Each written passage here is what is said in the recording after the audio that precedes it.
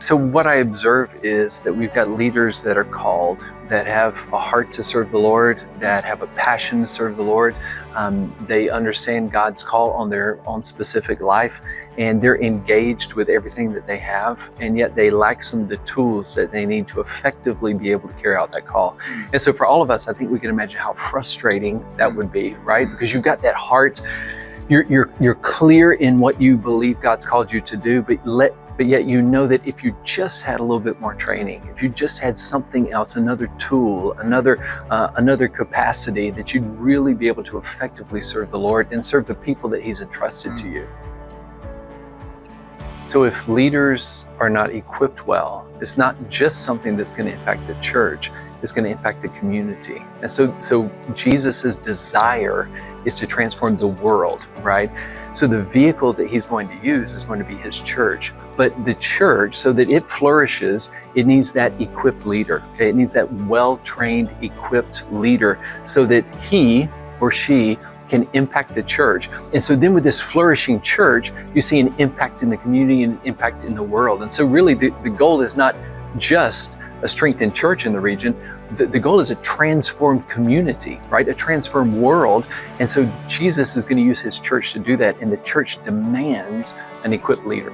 I don't think we can even quantify in our region what that would look like if the church was really flourishing, how much of an impact that could have in the surrounding environment, in our region. I think it would be amazing.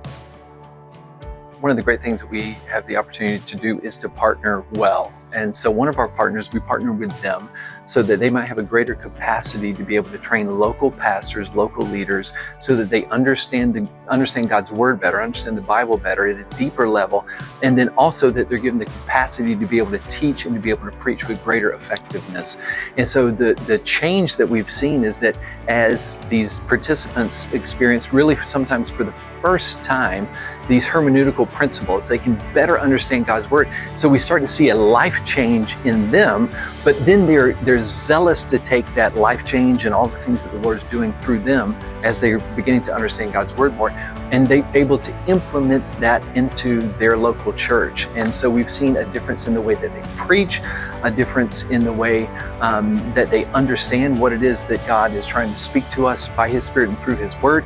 And so through that, we're going to see churches change. And so it's starting to see younger leaders who have a heart, not just to have some more training under their belts, but have training that's really going to equip them so that they can study God's Word more effectively and then preach God's Word really with more integrity and be able to preach it with more effectiveness.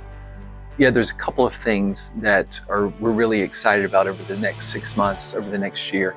So one of them is regional research. So if we really want to see training that makes an impact in the region, we have to understand the region, right?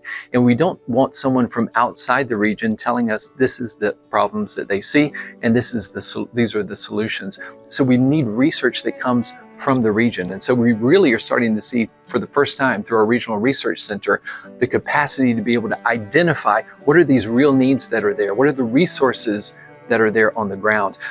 Maybe who are some of the partners that are best positioned to be able to speak in to those needs that are there? And so research that's coming from the ground. And so that's going to be a very important thing.